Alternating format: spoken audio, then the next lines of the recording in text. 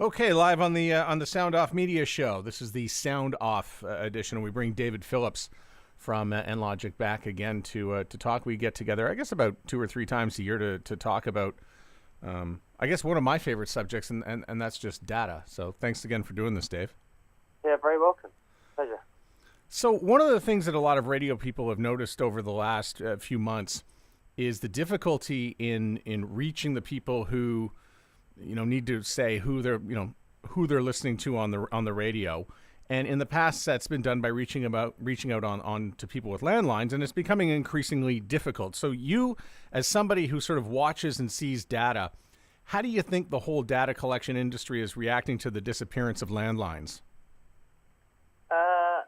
It's a good point. It's an interesting question. I think that there's sort of there's different layers that you can think about when you think about this question. So it's that on the one hand, when you look at sort of broadcast, especially versus digital, there's a great phrase which I just made up a while ago, which is that distribution determines data. So the way that you distribute your content inevitably sort of will determine what kind of data you can get from it. So digital's sort of main advantage when it comes to data collection is that its distribution inherently creates data. So if you think about, every time because the way the internet is structured, every time that you do something, there's a recording of that, whether you like it or not. So what that means is that your data sample, if you like, is as big as your users, which is, if you're something big like Facebook and Google, it's a good thing, because as your users go up, so does your sort of sample of data. I mean, I think one thing that people forget that it's a subgroup of people, but it's still a large group of people, so people seem to be all right with that. When it comes to broadcast, it's different, because obviously your distribution, right now anyway, in the traditional sense of how most TV and radio is distributed, doesn't in and of itself create data, especially when it comes to radio. So, if you think about a transmitter, it doesn't create any data by itself. It by definition, broadcasts it across the airwaves, and that doesn't create anything. So you're in the world where you have to, you can't rely on the distribution to create data. On TV, there's other things going on, but you've got cable boxes that can, say what's going on. So they've got a slightly different scenario. And if you're, on Radio Player and iHeart, that can create data because the way it's distributing the content. So you've got different ways that you can tackle changing behaviors depending on how your content is distributed. And when it comes to broadcast, I think generally the industry is doing a good job of keeping up. I mean, I don't know a ton of detail about Numeris, which I know not everyone believes, but that they have moved to doing more mobile-only collection and that kind of stuff, although it's challenging from a cost point of view, but they've done a good job of managing that. And I know they're changing the way they're measuring some of the markets to help alleviate the stress on people on the sample to get enough people to take part in the survey. So it's I would give them my classic answer of 5 minutes where 5 seconds would do. But I think if you go back to the fundamentals, that once you're broadcasting stuff, you have to go to the people, and then you go to the people in different ways depending on how they're evolving. I think overall we're doing a good job. Does that change your world, by the way, when Numeris wants to move to something, more along the lines of rolling monthly averages, or do you just have less people calling you for help on the day the book is released? Those aren't necessarily conjoined. So I think it can change our world. I mean, I think we're definitely conscious of the fact that we're downstream with Numeris. Numeris shouldn't and doesn't make decisions based on what's good for people like us. It makes decisions of what's best for its membership. But when there are changes to how the data is created, it does change. It does have effects on us. But we have to redevelop the software. We have to think about what it means in terms of the statistics that are involved in it and that kind of stuff. But I think recently I've been saying this a lot more to my team, that we have to. The longer I'm around this, the longer you have to balance the short and the long term. So there may be some short-term pain for us if Numeris is making these decisions, but the long term, it's stabilizing the service and it's adding value to the service, and that's only good for us. So yes, there's some short-term pain, but long term, it's a good thing. somebody asked me what my life was like in the 90s, I would tell them it was a bunch of S's, like Simpsons and Seinfeld and Sports Center. And today, my whole world has changed because now it's streaming and subscriptions and SEO. And these are the big words. And especially streaming, this really plays into the work you're doing. You were just touching on a second ago with Radio Player Canada and streaming. So can you give me a little background on collecting data with streaming? Yeah, so obviously we don't do it ourselves, and we're downstream of any sort of downstream was a bad. I should have picked a different word. We're secondary in the decision when it comes to how stuff gets measured. But I think that where streaming becomes interesting is people both sort of overstate it and understate its importance. So they overstate its importance because you're still measuring behavior in a certain way. So that's fine. You're measuring how many people are doing something. But that in and of itself is not necessarily better or worse than measuring it on a diary or something else. It's giving you something different. And it's not, and this goes back to a conversation we had, I think, in our first sort of interview. You're still only measuring how many people. That's not explaining or expressing the total value of a station or the total value of a relationship that station has with its listeners. So it's a better way of counting, but it's still counting, or it can be a better way of counting.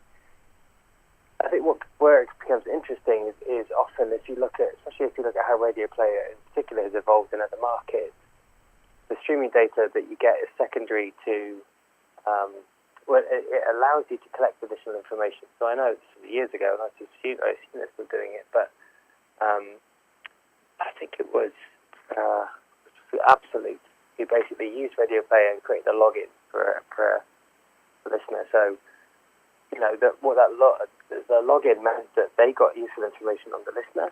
The promise to the listener and the value exchange to the listener was that in logging in, you got fewer ads and you got special content they put where the ads would have been like it's an interview with Coldplay or something like that, which may put some people off, but some people are attracted to it. So what Absolute got was the ability to profile those listeners and increase the amount of money they could charge per spot because they could qualify those listeners differently.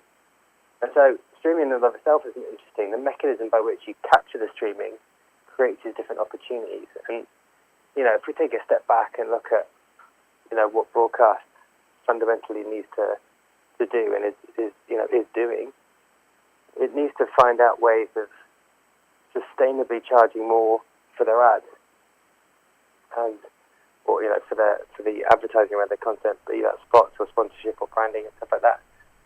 And the only way you can really do that is either by charging people a lot more for the same thing, which is tricky, or you essentially come up with a different way of sort of defining what you offer. So you change the unit that you're trading on.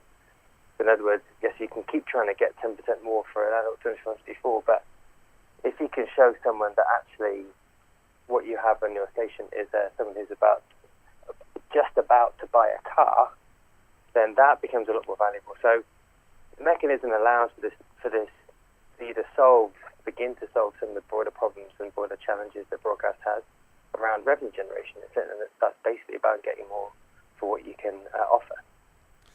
There's a lot of people out there who are looking at Instagram and Facebook to make their purchases. And that's not to say that they would actually detract the money away from broadcast, but there's certainly an illusion that is taking place. I believe it's a false one, though. But you're on a working theory that people are buying ads on Instagram and Facebook because it's a great user experience. Yeah, and essentially I have the great privilege of going around to see clients outside of Toronto and Toronto's fun and all that, but I much prefer being out in the markets and seeing and talking to people directly about what they're going through. And I just went through Calgary, Edmonton, and the great city of Winnipeg, and it wasn't just because it coincided with the Jets game. And I met with a bunch of salespeople in each of those markets, and at each sort of conversation, I asked everyone who's lost money to Instagram, Facebook, or Google in the last quarter, and virtually everyone had. So I think there is real revenue slippage going on to those guys. And what's interesting is I've got friends who are on the other side. I've got a friend who used to run the auto segment for Google. And, he would tell me the experience being on the other side. So I think it's real that the money is moving. A certain portion of money is moving. My theory, which is backed up by anecdote right now, not hard data, is that it's to do with how Instagram, Facebook, and Google are able to provide the appearance of working. So I could go on about this for about half an hour because it's actually literally the presentation I do about Donald Trump. But there's a great book that I'm reading right now that everyone should read, and it's called Thinking Fast and Slow by a guy called Daniel Kahneman. And he won the Nobel Prize for economics for this book, even though he's a behavioral psychologist. And the whole book is about basically how we think and how we make decisions. And there's this really, really key sort of theory or working model he has for how we make decisions, and he calls it what you see is all there is. So the way we make decisions is basically we're not very good at taking into account things that we're not aware of. So if you take that into the world of, like, say I'm a bar owner or I'm an auto dealer, and if you just narrow down, imagine I'm just choosing between Instagram and radio, I may conceptually know that radio works, and it may have worked in the past, or like my dad, when he bought stuff, tells me that radio worked. When I buy Instagram, what I see when I log into my Instagram campaign is apparent evidence that it's working. I see in the dashboard, here's how many people looked at my post, here's how many people, liked it, or shared it, or even potentially did something as a result. Now, those numbers may be, frankly, small compared to how many people listen to radio that morning. Oftentimes, it's like a tenth. And the difference is that we're not really acting rationally when we make that decision. We're functioning as what you see is all there is. So what we see is Instagram working. We don't see radio working, even though it is. My hypothesis is what that does is it creates an impression, an outsized impression of the effectiveness of Instagram, because it's saying, and I can see, it's working. With radio, it is in actual reality working, but I don't see it. There's no dashboard I can log into to see it. There's no kind of interaction with the campaign once I've booked it. So our big tear right now is like, how about we fix that? How about we show, in a similar way to Instagram, Facebook, and Google, that something's actually happening? Because if I'm right that what you see is all there is, and right now all they see is Instagram, then that's a problem. But also, as every problem does, creates an opportunity. Let's show them. Actually, there were 10 times more people who listened to the radio station this morning than looked at your Instagram ad. We're doing some stuff right now. I'm literally looking at a massive whiteboard in one of our offices that's outlining some stuff we're doing to try and get to it. But, it's one of those theories, whenever I take it out, I get more convinced of it. You just mentioned Donald Trump. Do you have some interesting information about Donald Trump you'd like to share? I've got a sinking feeling about Donald Trump. I think he's going to get back in. I do too. Yeah. I think, and it's not just because of the Mueller thing. I think it's so in the Donald Trump thing, in my Donald Trump presentation. There's a guy that everyone should look at. It's a guy called Alan J. Lichtman, Lichtmann. He's really good at predicting. He accurately predicted Trump would get in last time, and so I'm keeping a beady eye on him to see who he predicts for 2020. But yeah, I think the economy and the incumbency means that he's the favourite right now, which is creates lots of emotions. Let's put it that way. Well, if he doesn't get in, the show is over, and everybody's watching the show. I think the best bet is to say the show will be over. I think the drama fatigue may be one of the best strategies to deploy against Trump. Like, we shouldn't be thinking about the presidency this much. I shouldn't know about redistricting types in states in the US. I can't even vote in the US. So I think if I was, thank heavens I'm not, but if I was counselling the opposition to Trump, I would say that the main thing would be like, I promise you I won't tweet. Anyway, that's just me. I promise you I won't tweet? That's going to be the slogan? I love that. Yeah, it's just like, vote for me and I won't tweet evermore. Vote for me and I'll end the drama. No one wants to think about politics as much. Like, it's just too much. the sheer volume of it. I don't even want to watch. I actually said I'm not going to pay any attention to this. The problem is I've got a television in the house with a member in the house who is watching this all the time. But what alarms me is that on both these channels, CNN and Fox News, there is nothing but politics. I've never seen anybody pay so much attention. You'd think everybody would be, would qualify for a politics degree at this point, at least a BA with the amount that's going on.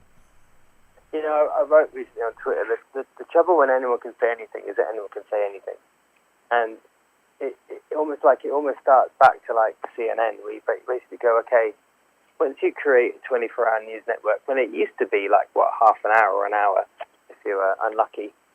The trouble with that is that you have to fill that time, and so even before anyone could say anything and anyone could read it, you had a situation where you're like, there really isn't that much to say of actual news that most people will listen to. There's lots of news going around, but most people are very into it and they don't want to know about what's happening in other countries and that kind of stuff, especially in the States. There's a massive broad sweeping generalisation. Apologies to the States. So you fill it with lots of opinions and lots of punditry, and it just quickly becomes nonsense. And then you multiply that exponentially by Twitter, where any old muppet like me can state their informed opinions. And then you multiply that by the fact that everyone's getting an algorithmic feed that just scratches their monkey brain, and you have a bit of a not a great situation. I think we are living in fascinating times, and it's one of those things that every age thinks it's living in the most interesting age. Apart from in the 90s, where I think everyone's like, yeah, this is quite boring. But these are really, really interesting times where things that we've relied upon and things that we've assumed for a long time, like the dominance of broadcast, like the dominance of facts, all that kind of stuff, they're kind of being challenged. And that is, it's like the old curse, may you live in interesting times. I think we're living in it. You've actually mentioned a few things over the last couple months, and I know this because I follow you on your social media, speaking of Twitter, but targeted ads. Yeah. So one of the things that you put me on, and I'm one who says, okay, go ahead and target me. I want to be targeted. I'm totally fine with that. But you're finding some information that says, you know what, a lot of people don't want a targeted ad. Yeah, I think there's a bunch of stuff going on, and I think there's a lot of things that are interesting about it. And oftentimes it relates back to this kind of, how do we actually make decisions? And the one thing is, I think we've made a mistake of mistaking two words that are different. So we mistake targeting with relevant. And so when you ask people, do you want relevant ads? People are like, yes, I do. Understandably, I don't want dog food ads because I don't have a dog, so there's no point sending me a dog food ad. We're not that anyway. But then we think that relevant and targeted are the same thing, and I don't think they are. There's a reason why they have different words attached to them. So targeted is really, in my mind, gets to an ad that's sort of made possible by how the internet works, which means that it's made possible by them having tracked something that you've done. And I described this in my presentation as a sausage problem. When you don't know how sausages are made, you think they're delicious. Then someone goes, well, actually, they're made out of, testicles, eyelids, and knuckles. You're like, maybe not. So when people understand that targeted means someone has basically sort of tracked you, traced you, and sold you in some respect, there's a sort of, not revulsion, it's too strong a word, but there's an element of that. People are like, actually, I don't want that to be, that equation doesn't add up for me anymore. That having an ad that's relevant doesn't mean I'm fine with you tracking everything I'm doing. And there's more research that's actually backing this up, that the more people understand how the internet actually works, the more they're like, I didn't sign up for that. I signed up to relevancy, sure, maybe, but I didn't sign up to targeted. And I think the other thing that's going on is, especially when it relates to brand stuff, whether it can actually work. So if you think about, like the origin of the phrase, it was literally, you stamped a cow, you branded your cow, and the reason you branded it wasn't that so you knew who the cow belonged to because it was your cow. It was that everyone else knew what that brand was. That, if I put Phillips stamp on the back of my heifer, everyone else would know that's Phillips' cow. And so branding is really, it's for other people. You brand something because you know other people know what that means. So in other words, lots of other people have to know what that brand stands for branding to work, which means it has to be sort of, cast broadly, that message. It has to be sent to lots of people at the same time so that you all understand that everyone knows what this brand means. I read this recently that the biggest advertising category on TV in the UK in the last year was digital companies. They understand that people need to have a common understanding of what Amazon means, of what Facebook means, or what Google means. And so they're spending, Amazon's now the third biggest spender on TV. It's up 21% year to year. So you contrast that with targeting, which is like, as if I went to different people in the town and said, here's what Phillips brand of my cow means. That's contradiction in terms. You need everyone to understand it. So I think there's this kind of one aspect of it, which is the realities of how targeting works. Once it gets known, makes people uncomfortable at best and sort of puts them off at worst. And then there's the kind of psychological element that actually, for branding to work, you need lots of people to know that lots of people know what it means. It doesn't matter that I know what Nike means. It matters that I know that you know what it means. So we just accept it because we tend to be like, oh, yeah, that makes sense. And we don't stop to think, actually, does that mesh with how people operate and how people make decisions? David, as always, it's great to catch up and speak with you and find out. I just love hearing you talk about this stuff because it brings a refreshing perspective. And every once in a while, I need to defragment my mind when it comes to this stuff. Well, thank you. I'm not sure anyone said that I defragment my mind before. Thanks a lot, David. We'll speak again to you very soon. Okay. Come on, take care.